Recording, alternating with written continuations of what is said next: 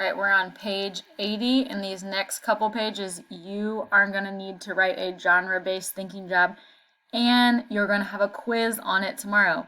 If you finish reading this and write your genre-based thinking job on some paper, all you will have to do tomorrow is copy it down for the quiz. Okay? Pause the video if you need to go get paper. Be ready to make annotations. Look for the conflict. Page 80.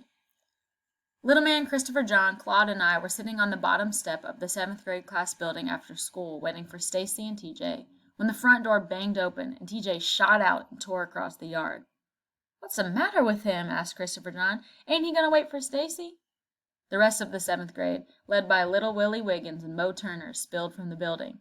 "There he go!" cried little Willie, as TJ disappeared on the forest road. Mo Turner yelled, "Let's see where he going!" Then he and 3 other boys dashed away in pursuit of TJ. But the others stood restlessly near the steps, as if school had not yet ended. "Hey, what's going on?" I asked little Willie.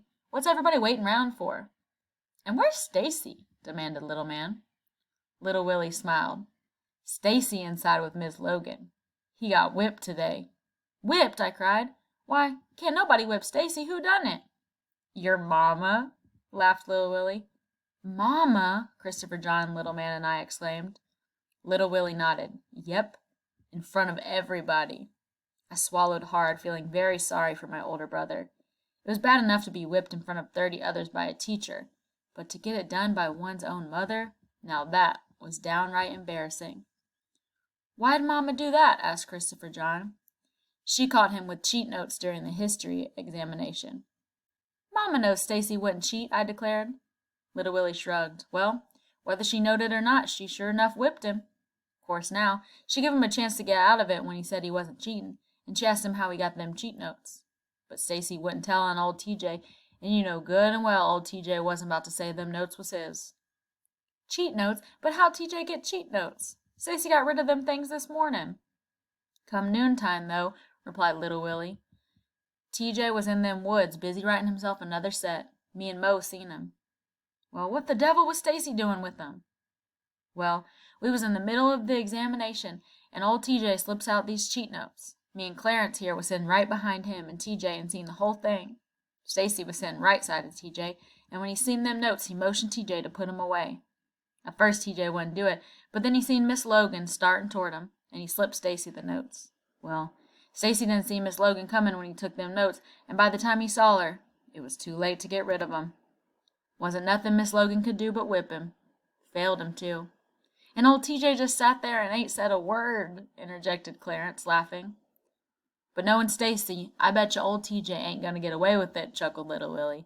"And TJ know it, too. That's why he lit out of here like he done. And I bet you, hey, Stacy!"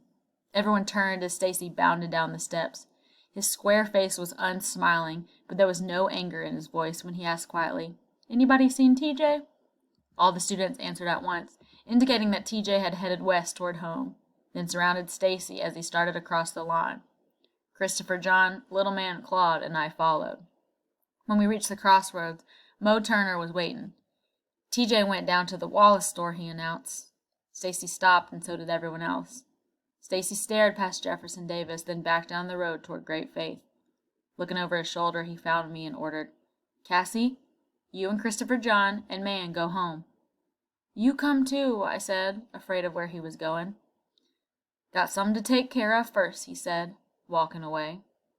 All right, you're going to pause right here. I want you to think, what was the conflict, and be very specific. What happened? Whose fault was it?